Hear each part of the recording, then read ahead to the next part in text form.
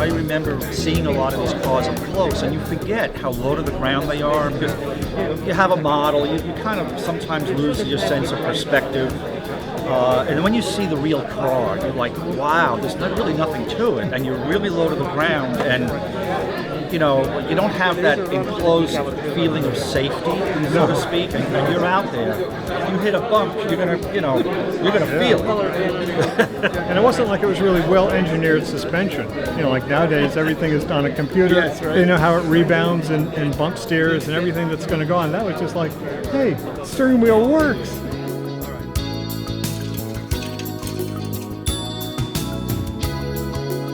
Hi, Doug Whyte here from Model Car Muse. Town of Newburgh Model Car Club had a sort of online build-off where we all built the new Revell 29 Ford Model A kit, the Roadster.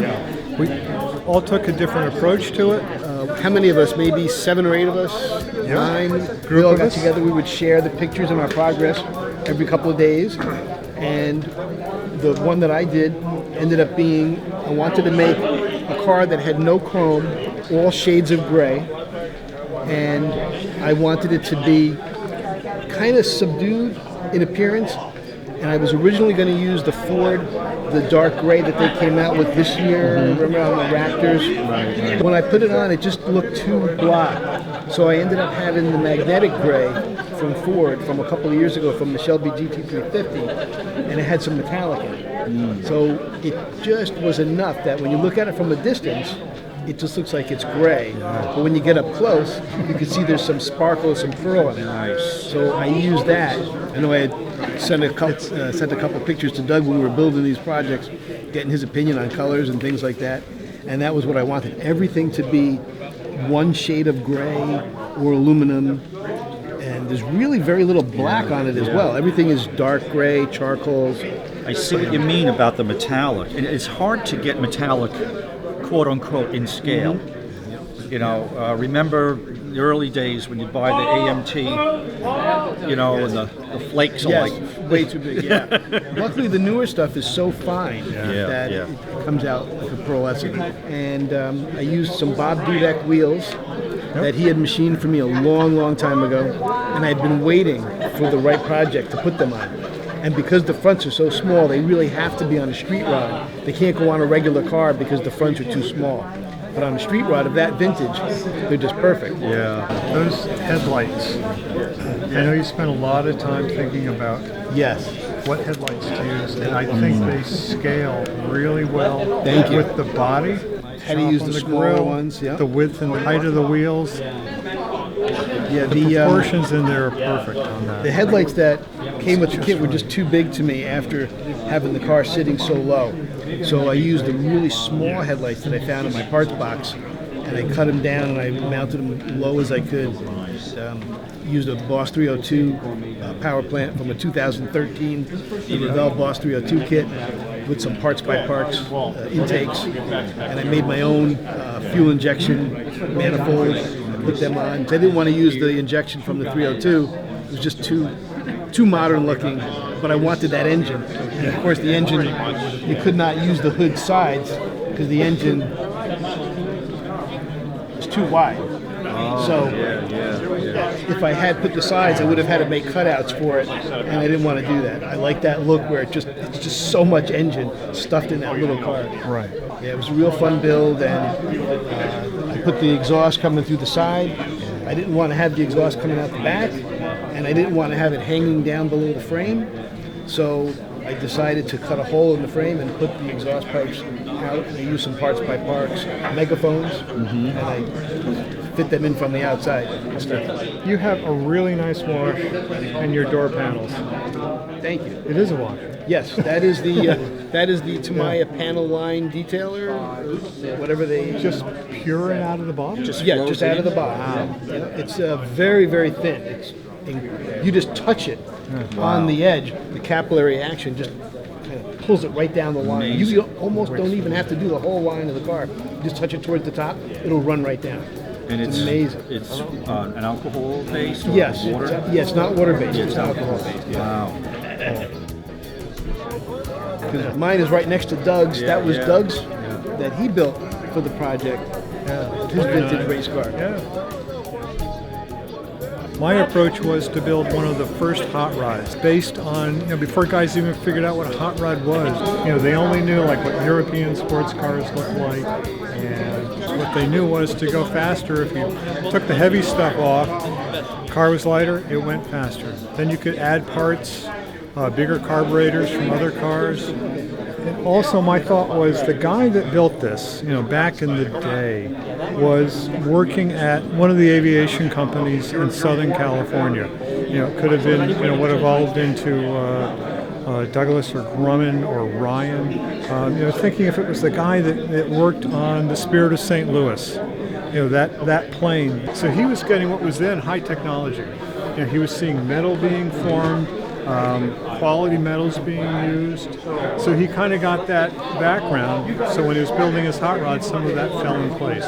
The knowledge he gained and what he saw working in that factory would then all funnel into the build of his own hot rod. I basically started with the cowl from the kit and the frame, and chopped it down and modified it. The tail section, which is very Bugatti-like, is two 1940 Ford hoods, AMT hoods, glued together. That shape became the body itself. I then used the four-cylinder, what they call the banger engine, from the original issue Ford 29 pickup, the Model A pickup, and used the speed parts from that kit.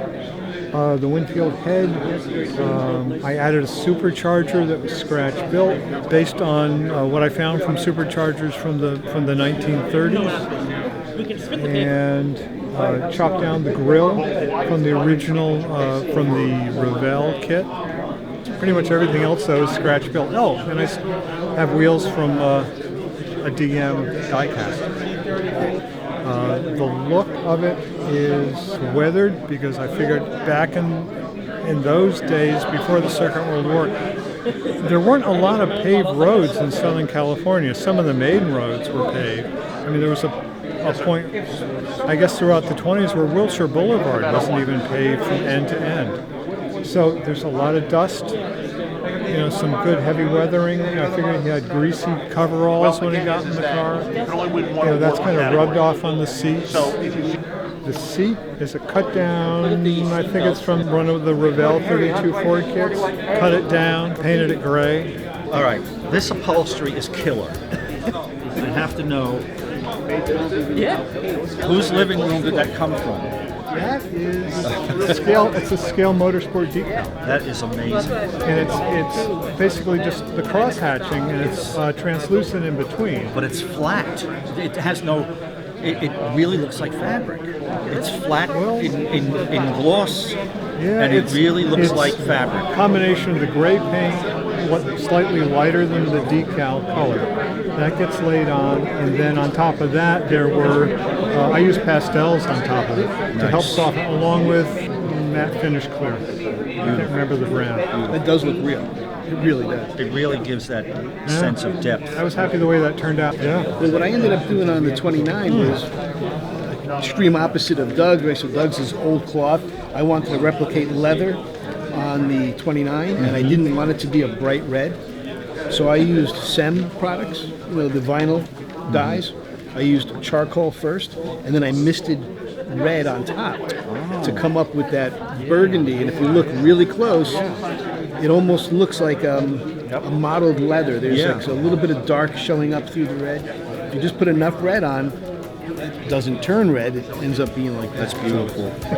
New Jersey, they used to have a race on the beach, the Race of Gentlemen. Have you been there? I've never been, but I've seen it on TV. It was covered in Hot Rod magazine. That's how I found out about it. But I don't know if it's still being done.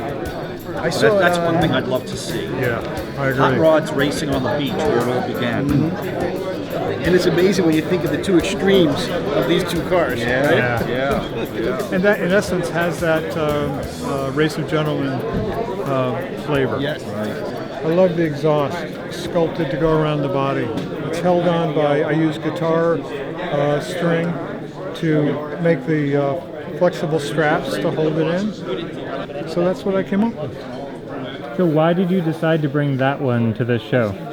It was just a fun build. I think I brought this because of some of the builds I've done more recently. A lot of them have been replicas. I've worked on a number of different vintage race cars, replicating something that already exists. It's a very straight path, but this was one that really had. It wasn't a replica. I could do it just right out of my head, so I wasn't really restricted by trying to match anything that already existed. I like this because it's just, you can just design as you go. Be really creative. It's a great canvas to work on. Follow your muse wherever you may find it. May you always have a project on your bench. Thanks for watching.